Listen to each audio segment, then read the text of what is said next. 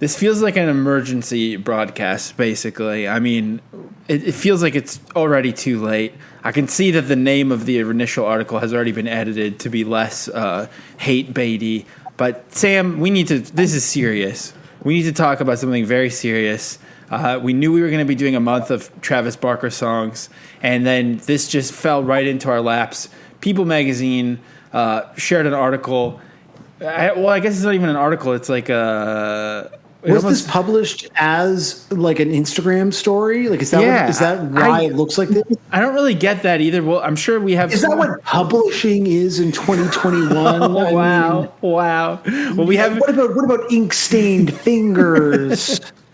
We have two experts on the line on this specific subject, but yeah, last week. How much ink is on your fingers? We'll get to that. Last week, People magazine spilled some ink with an article originally entitled Faces of the 2021 Punk Rock Scene. It's all about Kravis, it's all about Jixton, and it's all about Machine Gun Kelly. When you say it's all about Kravis, you just mean everything. My life right now is all about Kravis. But yeah, so this is the shape of punk in 2021. Absolutely, People magazine is kind of the MRR of our age. And so to join us to talk about this kind of momentous occasion in punk journalism, we've got Rachel, also known as True Stable Genius, and Ivan, also known as Joanna Newsom 41. What's up? Welcome to 155, both of you. Welcome. Hi, y'all. Thank you.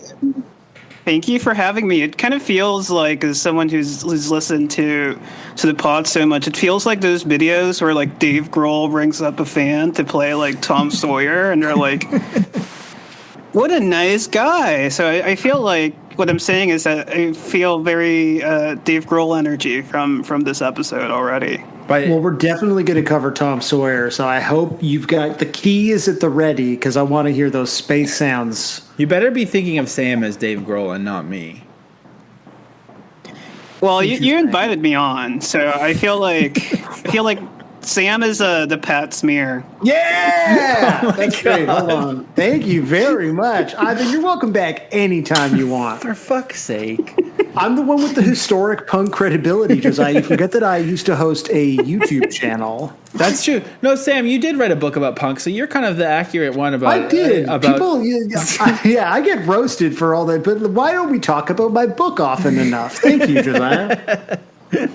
Well, your book is disrespected. It's okay. Well, I mean, Rachel and Ivan, tell us a little bit about kind of what it's been like for you in the aftermath of this explosive piece of journalism. I was kind of disappointed that they edited the article, because people had theories that it was hate bait, I guess, like you guys said. But the fact that they toned it down sort of made me think that it was an earnest piece. Mm-hmm. You're right. The idea of sort of responding to and recognizing criticism is like, oh, I see we've overstepped in our attempt to capture the spirit of the moment. Let us republish, with the degree of accuracy that People magazine is better known for. And that's why a good publisher and editor would not back down. They would. That's why you got to really just kind of pour some wild turkey and hunker down at your desk and chew on your pen or squish your stress ball and just, in the name of journalism, not bow to anyone, I think. But in my mind, the editorial sort of floor of the People magazine building looks exactly like the second, third season of The Wire that's set in the newspaper, like it's the Baltimore Sun or whatever. It's just those kinds of true believers in the power of journalism to make change. But like,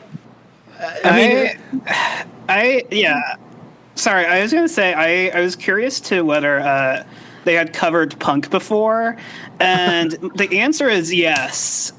People magazine posted a listing of the lake house that Ad Rock and Kathleen Hanna bought. So they've gotten in the trenches. They've covered Riot Girl.